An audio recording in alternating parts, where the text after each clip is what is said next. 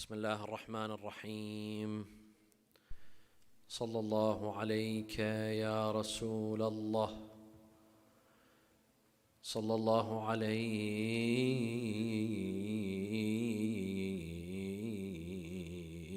يا سيدي ويا مولاي يا أبا عبد الله. صلى الله عليك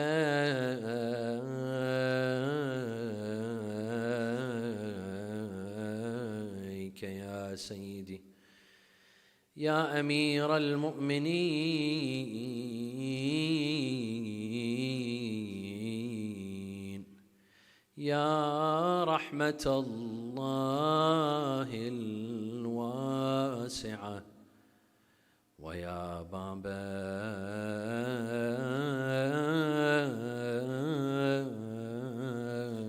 نجاة الأمة ويا عبرة كل مؤمن ومؤمنة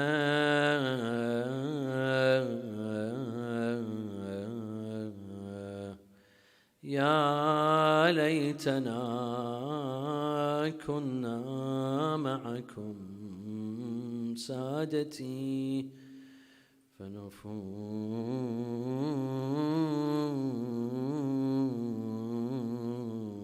فوزا عظيما.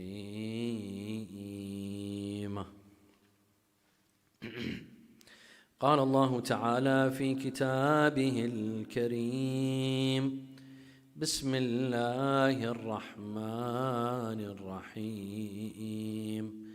إنما وليكم الله ورسوله والذين آمنوا الذين يقيمون الصلاة ويؤتون الزكاة وهم راكعون.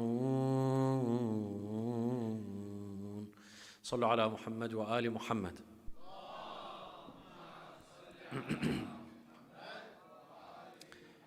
He was born in the house of Allah. He was massacred in the house of Allah. And he lived a lifetime for the sake of Allah Azza wa Jal. He is none other than Amir al-Mu'mineen Ali ibn Abi Talib salawatullahi wa salamuhu alayh, the first to be born in the Kaaba and the very last to be born in the Kaaba. If this is not a virtue that makes him worthy of being an Imam, I don't know what else is. Have you heard of anyone else being born in the Kaaba? If anyone else had this virtue, we would never hear the end of it.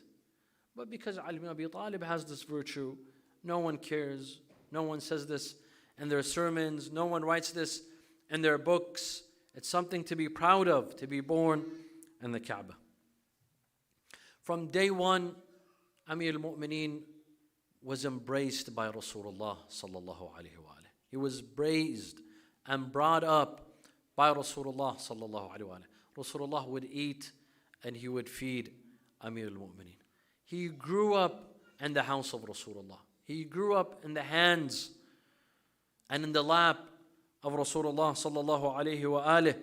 Abu Talib was a poor man. He could not afford to raise 4 young children, 4 young boys.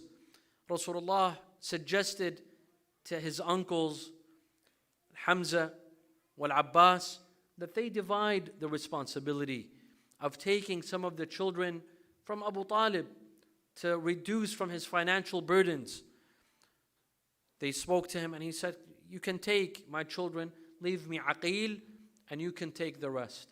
So Amir al-Mu'mineen was taken by Rasulullah sallallahu alayhi wa alayhi, and Talib and Ja'far were also taken by Hamza, al-Hamza, and al-Abbas, the uncles of Rasulullah sallallahu alayhi wa alayhi. Amir al-Mu'mineen was there when Rasulullah first received the revelation in Ghar Hira.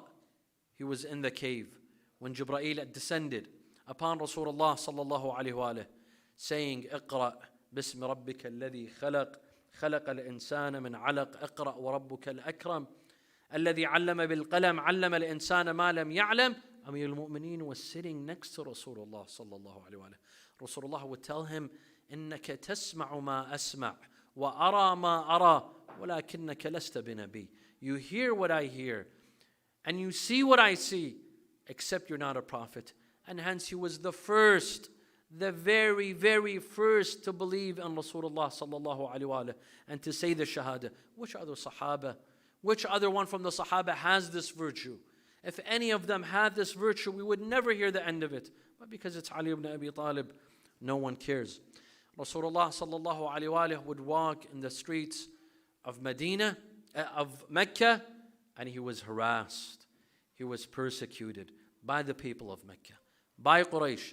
They would tell their children to throw rocks at Rasulullah sallallahu alayhi wa sallam, and Rasulullah would not protect himself. Ultimately, their children, he cannot protect himself. But Amir al-Mu'mineen, at the age of 10, he stood by the side of Rasulullah, protecting him and guarding him from the children of Quraysh who would stone Rasulullah to the point that he would bleed from his forehead to his toes. Amir al-Mu'mineen would go to the children of Quraysh and he would bite their noses to the point that he was named Qudam. Qudam is the one that bites noses. These children, they had the hatred of Ali ibn Abi Talib since they were kids. And they grew up with the hatred of Ali ibn Abi Talib. And their journey continued. Allah subhanahu wa ta'ala reveals the verse, Bismillah ar-Rahman ar-Rahim, وَأَنذِرْ عَشِيرَتَكَ الْأَقْرَبِينَ. Ya Rasulullah, warn your immediate relatives, your immediate family members. Tell them of Islam. Invite them to Islam. Rasulullah gathered his family members, over 40 of them. 40 of his family members, immediate family members, uncles, cousins, nephews. He gathered them in his house. He held a feast, and then he got up to speak that I have come to you with Islam. I am delivering the message of Islam. I am coming to you with the Quran. And then he said his famous quote, من يؤازرني على هذا الأمر على أن يكون أخي ووصيي وخليفتي فيكم. Who will stand beside me and support me in this endeavor so that he becomes my brother and my heir and my successor after me? It was none other than the 10-year-old Ali ibn Abi Talib. Amir al-Mu'min tells him, sit down, Ya Ali. Again he repeated, من يؤازرني على هذا الأمر على أن يكون أخي ووصيي وخليفتي فيكم. No one stood other than Ali ibn Abi Talib 3 times. Finally, Rasulullah held his hand and he said, إن هذا أخي ووصيي وخليفتي فيكم فاسمعوا له وأطيعوه. This is my brother and my heir and my successor amongst you, so listen to him and obey him. Some of them came to Abu Talib. Abu Talib was present. Of course, Abu Talib would practice taqiyya. Abu Talib was very faithful to Rasulullah and he had accepted the message, but he was performing taqiyya. They came and told him, Ya Abu Talib, your nephew just made your son your own leader. What do you say about this? Of course, Abu Talib accepted for his son to be his own leader. Incidentally, At-Tabari, look at when they hide the truth. When they're ulama, they hide the truth. At-Tabari has 2 books, At-Tarikh and At-Tafsir, a book on history and a book on tafsir. In his history book, he mentions the story that I just mentioned as is. That Rasulullah stood and he said, إِنَّ هَذَا أَخِي وَوَصِيِّي وَخَلِيفَتِي فِيكُمْ فَاسْمَعُوا لَهُ وَأَطِيعُوهُ. In his tafsir, he saw how can he mention this quote in the tafsir of the verse, وَأَنذِرْ عَشِيرَتَكَ الْأَقْرَبِينَ. Rasulullah says that this is my brother and my heir and my successor. This is obvious evidence that Ali ibn Abi Talib should be the Khalifa. So he says the Prophet got up and he held the hand of Ali ibn Abi Talib and he said, إِنَّ هَذَا أَخِي وَكَذَا وَكَذَا. This is my brother, and so on and so forth. Leaving out the part that says, وَوَصِيِّي وَخَلِيفَتِي فِيكُمْ. You see how they hide the truth? This is one of their top scholars who hides the truth in such a way.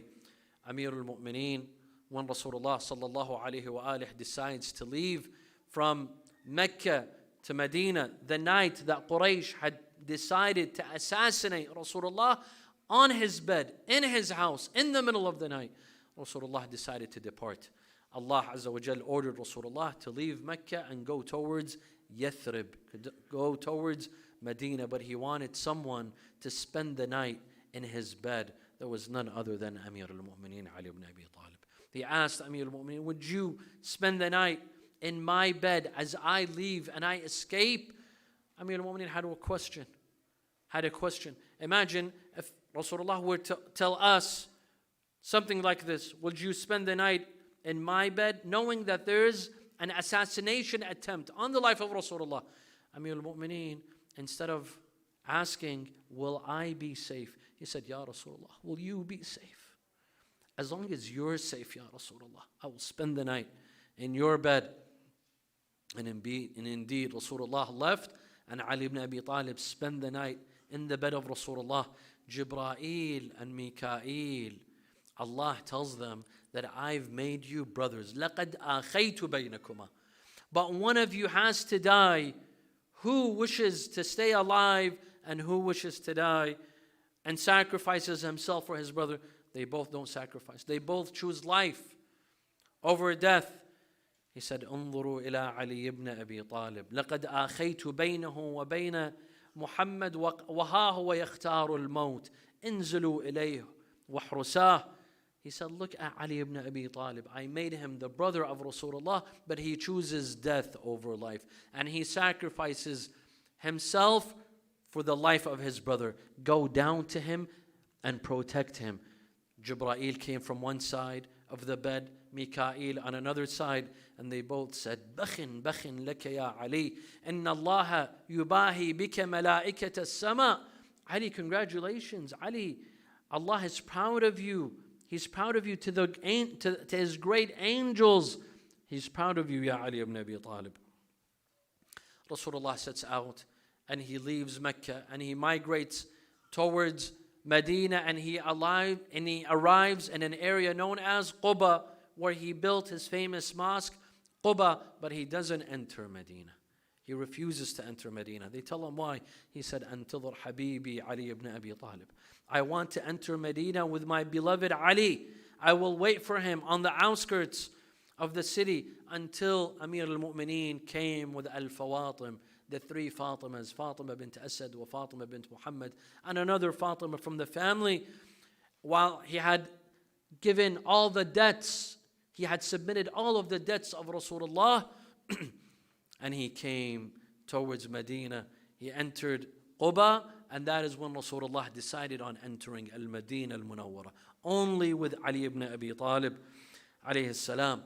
When they arrived in Medina, a few months later, suitors began to come to Fatima al-Zahra, salamullahi alayha.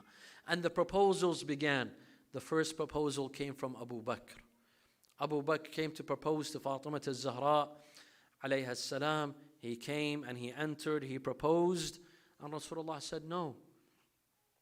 أمرها ليس بيدي أمرها في السماء. I cannot give permission for Fatima to marry. The permission has to come from the sky, meaning from Allah Azza wa Jal. Abu Bakr left. After several days, Umar comes to propose to Fatima al-Zahra. Again, he was rejected. Again, Rasulullah said, أمرها ليس بيدي أمرها في السماء. Abu Bakr and Umar, they come to Ali ibn Abi Talib. They come to him. They tell him, Ya Ali, Rasulullah is your cousin and his daughter is your cousin. Why don't you go and propose? Amir al-Mu'mineen says, I will go and I propose. He goes to the house of Rasulullah sallallahu alayhi wa alayhi. He sits gently, calmly, his head down, without raising his head. Speak, you're here for a reason. Speak, say something. But Amir al-Mu'mineen was shy. He didn't say a word. And then Rasulullah said, perhaps you're here to propose to my daughter Fatima. قال بلى يا رسول الله. Yes, indeed, I am here to propose to Fatima al-Zahra. Rasulullah went inside and he told Fatima that Ali is proposing to you. Your cousin Ali ibn Abi Talib is proposing to you. What do you say? Fatima Zahra brought her head down and she was shy. She was silent. Here Rasulullah said, Subhanallah, sukutuha ridaha. Her silence is her acceptance. Jibreel comes down. He says, Ya Rasulullah, Inna al-aliyya al-a'la yuqru'uka as-salam wa yaqul zawwij an-nura min an-nur. Zawwij aliyan min Fatima. Allah tells Jibreel that I send my peace and blessings upon Rasulullah and tell him to marry the light to the light. Let Fatima marry Ali. And their aqd, their nikah, was drawn in the sky. Allah subhanahu wa ta'ala performed their aqd. They did not need to perform their own aqd. Sallu ala Muhammad wa ala Muhammad.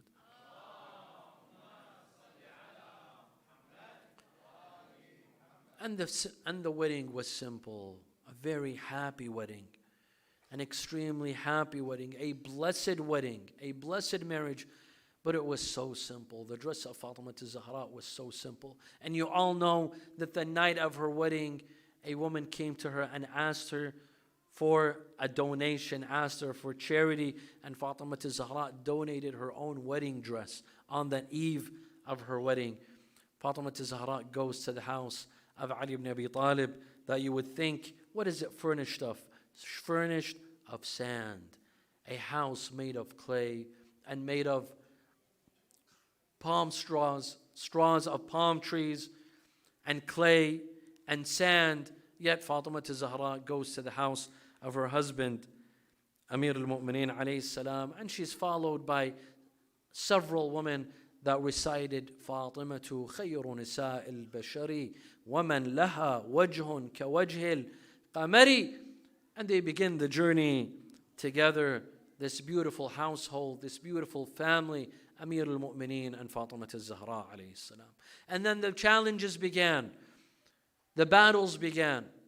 Quraysh and the mushrikeen of Mecca were conspiring against Rasulullah sallallahu alayhi wa alih.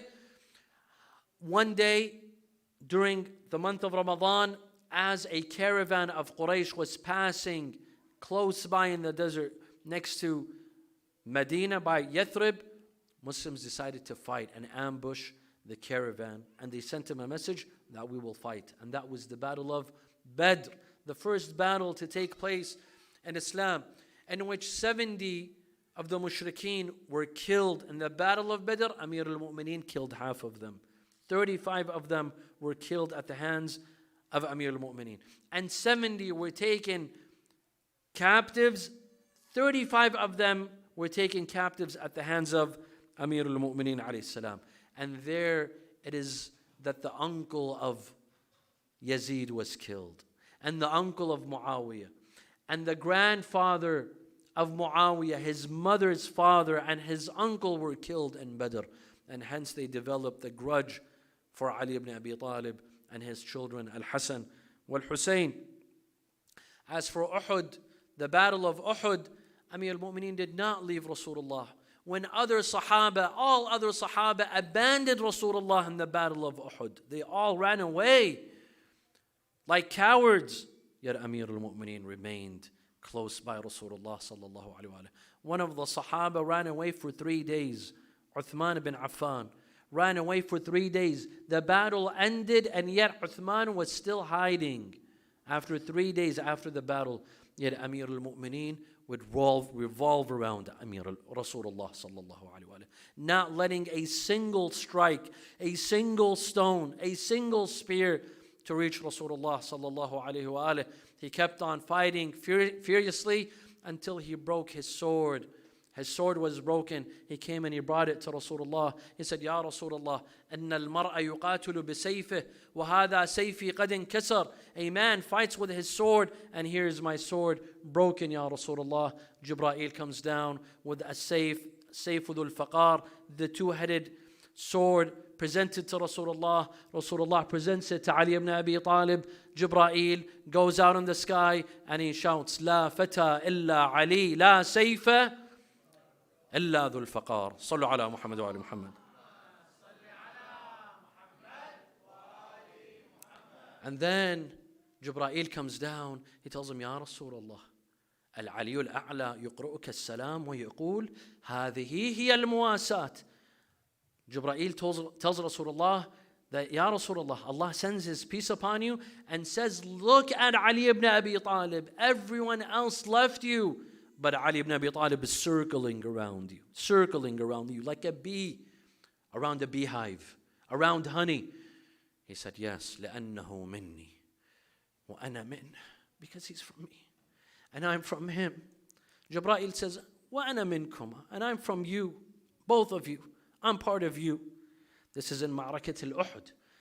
As for Ma'rakat al-Khandaq, when the mushrikeen came to Medina, here the mushrikeen of Mecca and the Jews of Medina and the surrounding areas, they conspired against the mu'mineen of Medina, against Rasulullah. Here Rasulullah sallallahu alayhi wa sallam dug a ditch. He took the advice of his companion Salman al-Farisi, and he dug a ditch around Mecca to protect the city of Mecca against intruders in the middle of the night. Here, when Al-Ahzab, they entered the parties, they came and arrived to Medina to fight Rasulullah sallallahu alayhi wa sallam. Amr ibn Abd Wud al-Amiri, the famous champion, the famous warrior, he crossed the ditch several meters wide. He crossed the ditch with his own horse, and he came and he started challenging the Muslims. Who will fight me? Who dares to fight me? Rasulullah stood up and he said, Man li Amr? Which one of you, ya Muslimeen, which one of you will fight Amr? Wa ana admin lahu al-jannah, and I guarantee him heaven. None stood up other than Ali ibn Abi Talib. Rasulullah tells him, sit down, ya Ali. Man li Amr wa ana admin lahu al-jannah. Who fights Amr and I guarantee for him heaven? No one stood up. 3 times Ali ibn Abi Talib stands, and Rasulullah tells him to sit.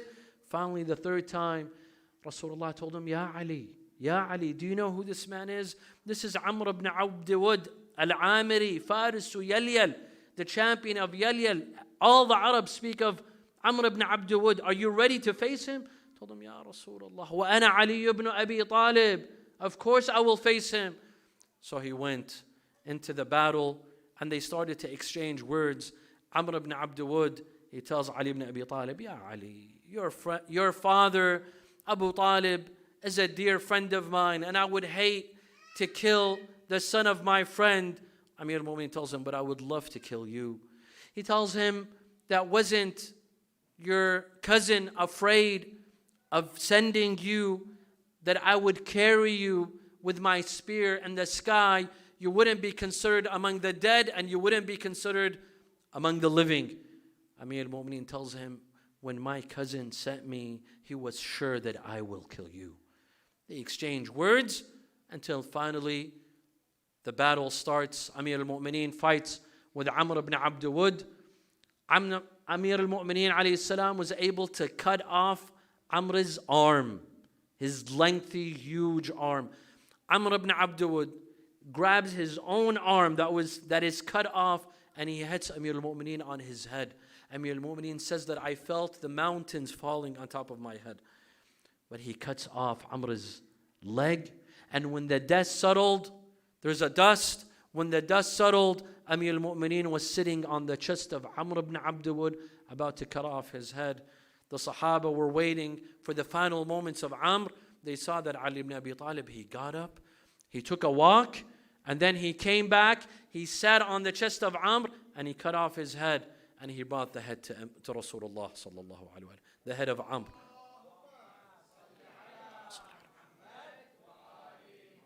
The Sahaba told him, Ya Ali, why did you take a minute? And why did you go for a walk? He said, because the enemy of Allah spat in my face. I did not want to kill him out of anger. I wanted to kill him for the sake of Allah Azza wa Jal. Here, Rasulullah, when Amir al-Mu'minin left to fight, Rasulullah said, خَرَجَ الْإِيمَانُ كُلُّهُ إِلَى الشِّرْكِ كُلِّهُ. All of faith has come out to face all of disbelief, all of kufr. And when the head of Amr ibn Abd Wud was presented to Rasulullah sallallahu alaihi wasallam in the battle of Al-Khandaq, Rasulullah said, ضربة علي يوم الخندق أفضل من عبادة الثقلين.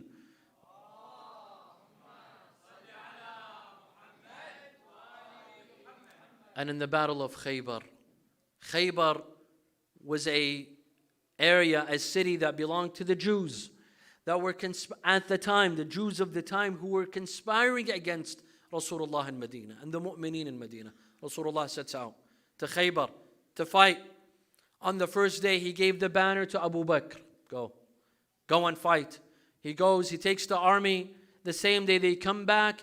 يُجَبِّنُ أَصْحَابَهُ وَيُجَبِّنُ. He calls them cowards and they call him a coward. The second day he gives the banner to Umar ibn al-Khattab and he says, go. Umar ibn al-Khattab comes back. يُجَبِّنُ أَصْحَابَهُ وَيُجَبِّنُ. Calling him, they call him a coward and he calls them a coward. Rasulullah said, خلاص. Tomorrow, غدا سأبعث رجلا. Tomorrow I will send a man. You know what this means. When he says tomorrow I'm sending a man. What were the others? But you decide. Tomorrow I'm sending a man. سأبعث غدا رجلا يحب الله ورسوله. He loves Allah and he loves his messenger. ويحبه الله ورسوله. And Allah and his messenger love him. كرارا غير فرار. He's not a one that runs away from battle. سيفتح الله على يده. And Allah will bring victory on his hands. The next day, people were waiting. Who is this man? Who is this lucky man? Rasulullah, as soon as he wakes up, he shouts, Ya Ali. Ayna Habibi Ali. They told him, Ya Rasulullah, Ali ibn Abi Talib is not feeling well. He cannot open his eyes. He said, bring me my beloved Ali. They brought Amir al-Mu'mineen. Rasulullah takes some of his saliva. He puts it on the eyes of Amir al-Mu'mineen. Amir al-Mu'mineen opens his eyes.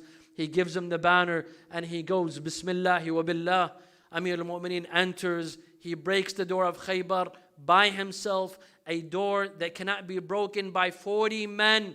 It takes 40 men to break this door. Amir al-Mu'mineen breaks the door and he makes it into a bridge and they enter into Khaybar and he kills Marhab and he brings the victory to Rasulullah sallallahu alayhi wa alayhi.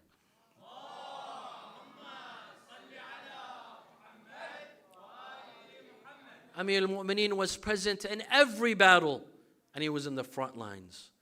He was in the forefront of every battle except one battle, the battle of Tabuk. في معركة Tabuk, Amir al-Mu'mineen does not participate. Amir al-Mu'mineen is ordered to stay in Medina as the Khalifa of Rasulullah sallallahu alaihi wasallam.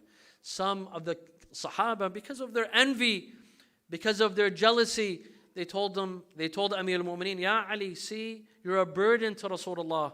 That is why Rasulullah has left you in Medina and is not taking you with him to the battle. Amir al-Mu'mineen came to Rasulullah. He told him, Ya Rasulullah, is this true? Am I a burden for you? Subhanallah. Ali ibn Abi Talib is a burden.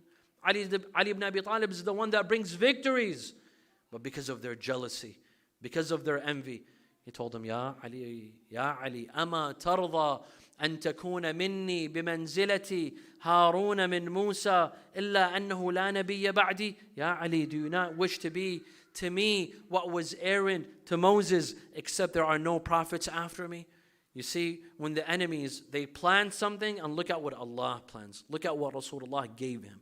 This title, that you're my Aaron, you're my successor, you're my Khalifa after me. And battle after battle, Amir al-Mu'mineen was the leader of these battles. Amir al-Mu'mineen was the savior of Islam and the savior of Muslims until the conquest of Mecca. The day that Rasulullah was about to enter Mecca, he gives the banner to one of the Sahaba. The Sahabi, he thought that he's doing something right. He said, Al-yawm yawmul malhama, al-yawm tusbal hurama. Today is the day of massacre. Today we will take their women as captives. Amir al-Mu'min, Rasulullah said, La, this is not our slogan. This is not our slogan. Ya Ali, take the banner and change the slogan. Amir al-Mu'mineen took the banner and he said, Al-yawm yawmul marhama, al-yawm tusanul harama. Today is the day of mercy. Today all women will be protected and they will be respected. They come inside the masjid. They come inside Mecca. They come inside Masjid al-Haram. The Kaaba was filled with idols. 360 idols were inside Masjid al-Haram and specifically inside the Kaaba. Rasulullah sallallahu alayhi wa sallam, he brings Ali ibn Abi Talib and he said, I will stand on your shoulders to break the idols. Rasulullah got up to stand on the shoulders of Ali ibn Abi Talib. Amir al-Mu'mineen could not handle. He could not handle the weight. Rasulullah sallallahu alayhi wa sallam was not obese. He was not overweight. But he said, ثُقْلُ النُّبُوَّةِ. This is the weight of prophecy. I cannot stand you standing on my shoulders. Rasulullah said, then I will stand and I will come down and you will stand on my shoulders. Amir al-Mu'mineen got up on the shoulders of Rasulullah sallallahu alayhi wa alihi. His blessed feet touched Khatm al-Nubuwwah, the seal of the prophets that was on the back of Rasulullah. And he took the cane and he started to break the idols one by one. And he recited the verse, وَقُلْ جَاءَ الْحَقُّ وَزَهَقَ الْبَاطِلِ إِنَّ الْبَاطِلَ كَانَ زَهُوقًا.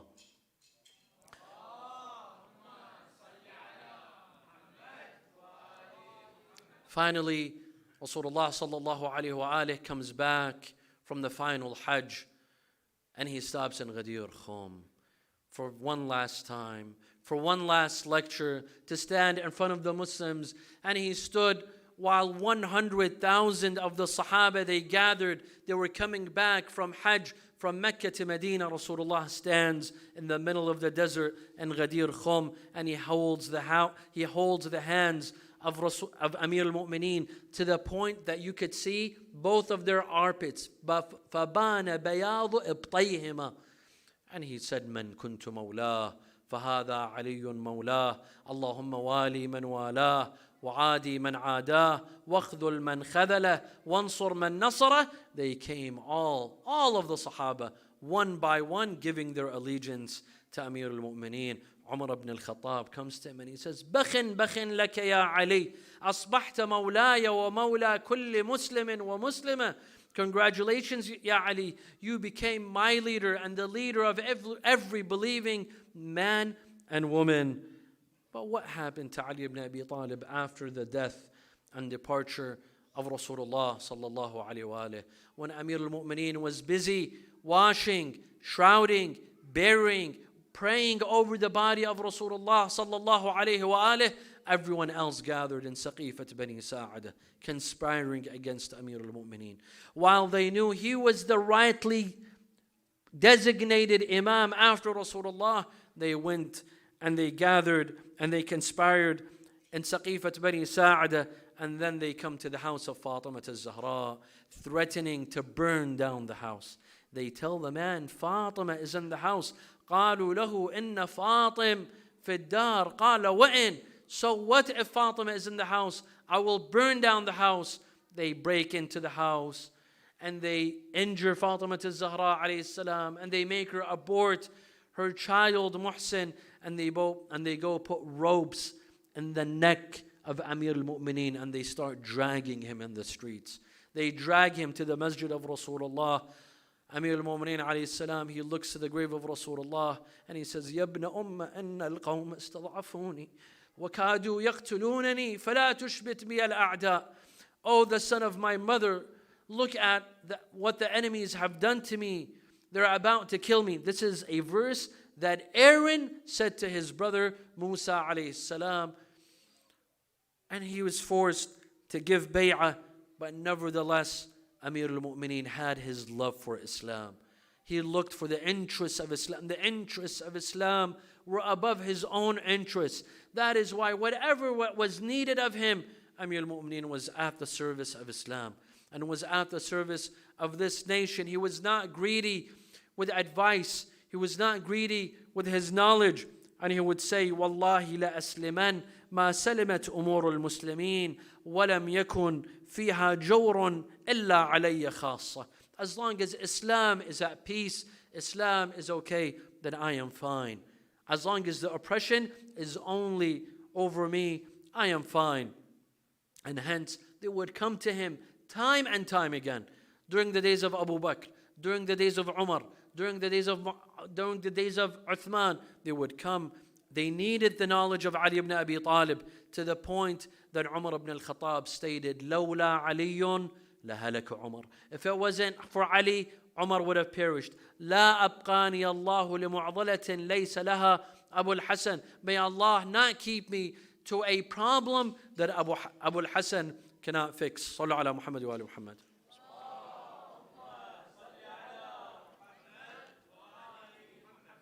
Until Abu Bakr passes away, Umar comes to power, and he creates the Shura. Instead of giving the power, giving the khilaf to its rightful owner, to the right person, he creates a Shura of 6 members to keep Ali ibn Abi Talib away from Khilafah. Until he goes, when Umar goes, they come to Amir al-Mu'mineen alayhi salam.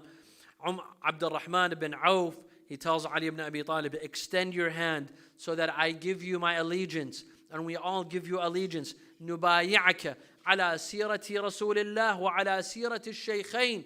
We give you allegiance for you to follow the sunnah of Rasulullah and the sunnah of the shaykhain. The sunnah of the shaykhain. Who are the shaykhain for me to practice and follow their sunnah? I am Ali ibn Abi Talib. Amir al-Mu'mineen refused. You see, Amir al-Mu'mineen, the ends don't justify the means. Amir al-Mu'mineen could have accepted the Khilafah and then had done what he wants to do. But no, Amir al-Mu'mineen is a man of principle. He said, I will not accept this Khilafah. If it's to follow the sunnah of the shaykhain, I will not accept this Khilafah. Go and find someone else. Uthman comes to power after 25 years after the death of Uthman, 2 years of Abu Bakr, 10 years of Umar, 12 years of Uthman, 24 or 25 years later, they come to Ali ibn Abi Talib and they ask him to be the Khalifa. Amir al-Mu'mineen was Khalifa from day one, but they wanted him to be the political leader. Amir al-Mu'mineen said, go find someone else. Now you come to me? After 25 years, after 24 years, now you come to me? Go find someone else. أنا لكم وزير خير مني لكم أمير. Let me be a minister for you, an advisor for you. It is better than I become an Amir for you, because they knew that they could not handle the justice of Amir al-Mu'mineen. They could not handle the discipline of Amir al-Mu'mineen alayhi salam. And indeed, Amir al-Mu'mineen wanted to fix things. He wanted to end corruption. He had reform, and inshallah we'll talk about Amir al-Mu'mineen's reform in 2 nights from now, but they couldn't. They couldn't handle his reform. Amir al-Mu'mineen sends his son Imam al-Hasan. He tells them, go and tell them not to pray Taraweeh. This is a bid'ah. This is an innovation. But they didn't listen. They had riots in the streets. Wa sunnatu umara. They shouted, this is the sunnah of Umar that you're trying to eradicate. He said, khalas, leave them. Let them be. And then he faced 3 civil wars. No one else faced civil wars other than Amir al-Mu'mineen. The battle of Nahrawan, and the battle of Siffin, and in the battle of Jamal. First in Siffin, Muawiyah wages a war against him. And we know the atrocities that took place in the battle of Siffin, and how his own army turns against him. His own army turns against him, and they threaten him to be killed. And then in the battle of Al-Jamal, the wife of Rasulullah, she leads an entire army along with Talha wa Zubayr against Amir al-Mu'mineen. And then in the battle of An-Nahrawan against the Khawarij, Amir al-Mu'mineen saw nothing but sadness, saw nothing but negativity. Amir al-Mu'mineen saw nothing but treachery and deceit from his own people. That is why Amir al-Mu'mineen is very oppressed, and he's so patient.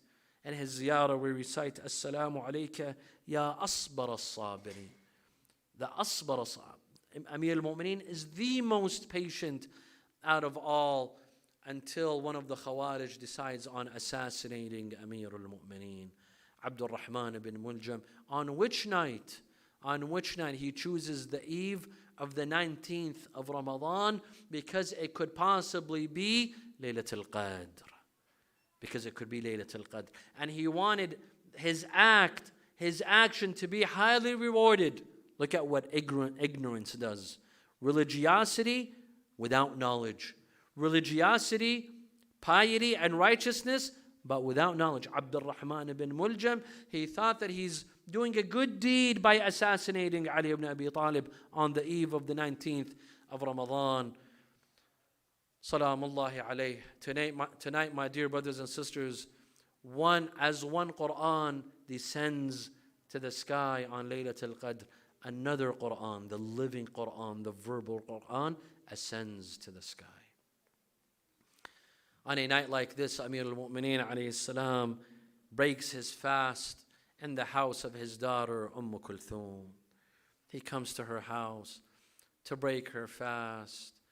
Amir al-Mu'mineen is used to a simple iftar, simple food, some crumbs of bread, dry bread with a date, a little bit of salt, some milk, and that is it for Ali ibn Abi Talib. Yet his daughter had provided him with more food on a night like this. He told her, my daughter, you offend me. You offend me. She said, yeah, why, yeah, my dear father? How do I offend you? What have I done to offend you?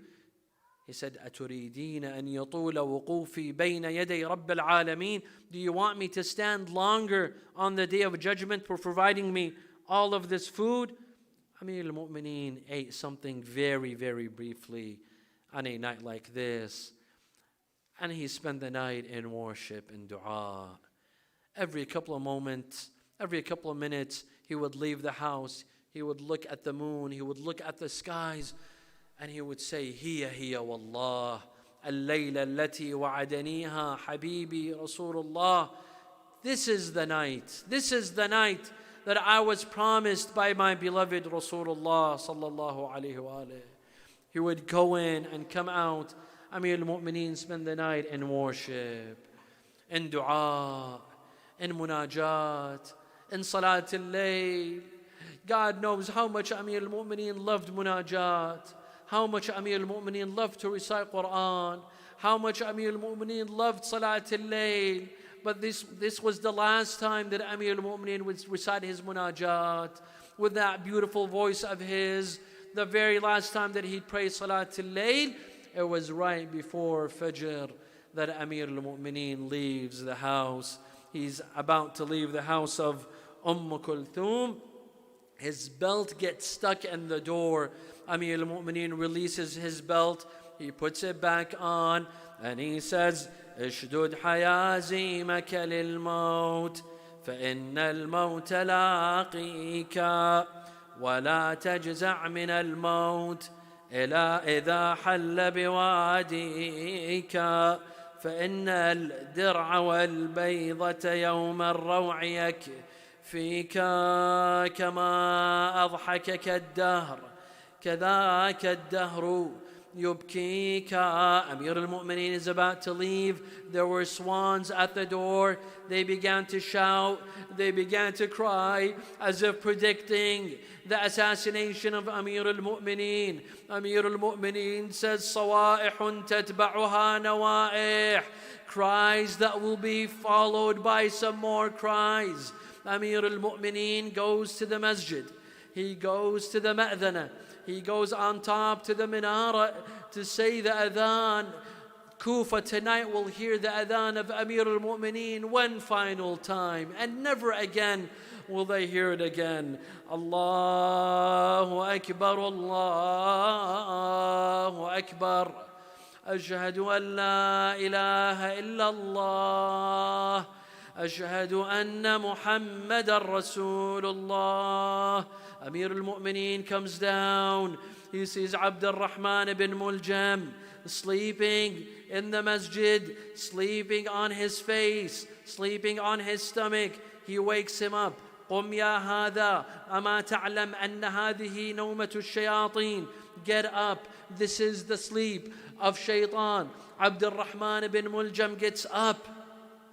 Amir al-Mu'mineen goes towards his mihrab. All the mu'mineen stand in a line behind him.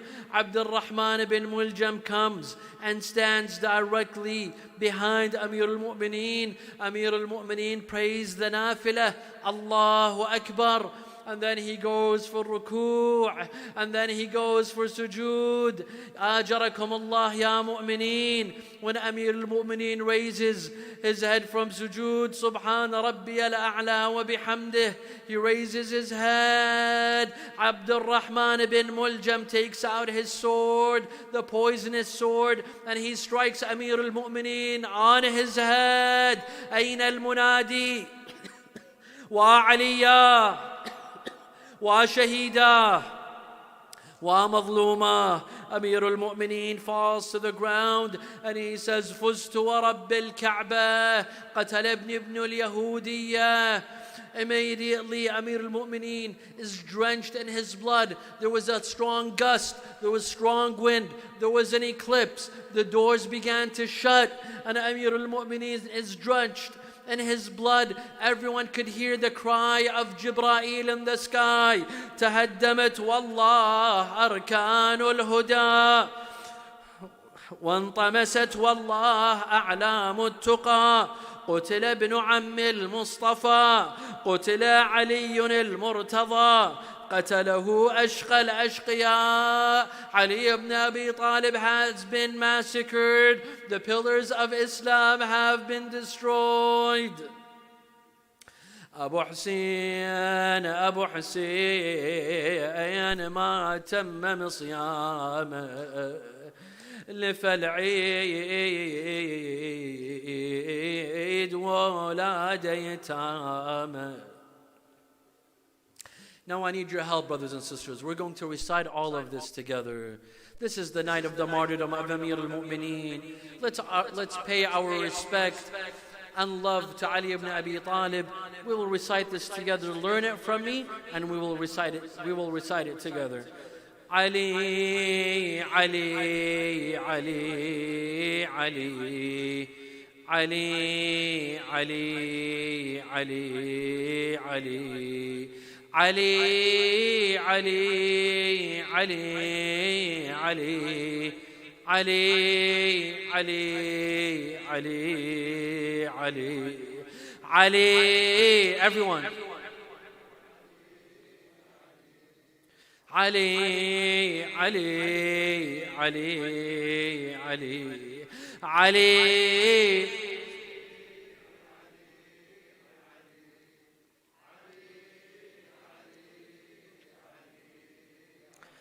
علي إمام الأول. رحم الله الخطيب السيد محمد باقر الفالي، كان يقرأ هذه الأبيات في ليالي استشهاد أمير المؤمنين. علي إمام الأول وبعد طه الأفضل، حلال كل مشكل. علي علي علي علي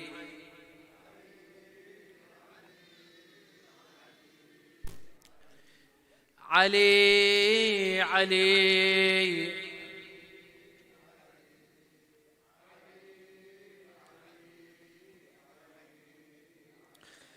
ولاؤه سعادتي وذكره عبادتي، ينير كل محفلي. علي علي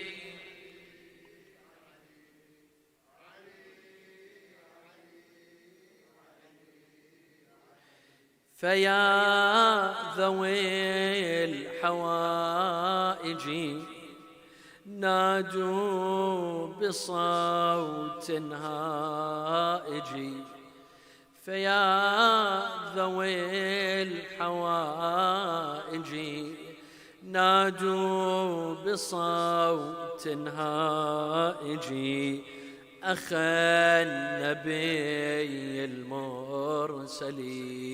علي علي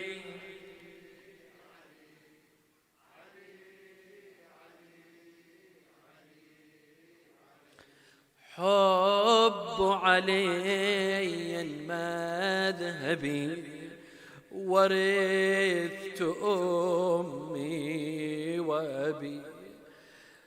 حب علي مذهبي ورثت أمي وأبي، وذاك خير العمل. علي علي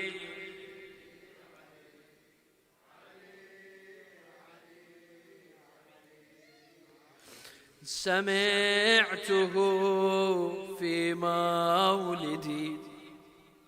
When my mother was giving birth, the first word that I heard from her was Ya Ali.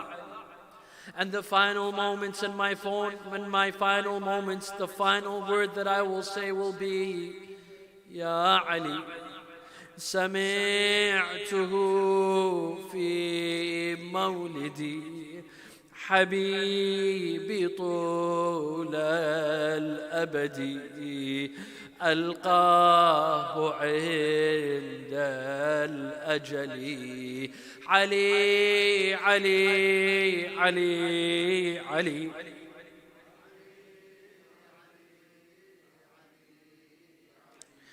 علي علي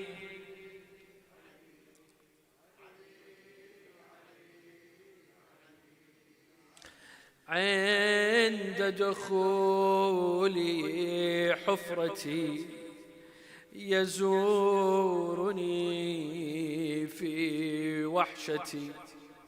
We all hope that Ali ibn Abi Talib will come to us in the first night of our graves. We never left Ali ibn Abi Talib throughout our entire life. We hope that he will not forget us in that final moment when they put us in our grave. عند دخولي حفرتي يزورني في وحشتي، أقول مولاي علي علي علي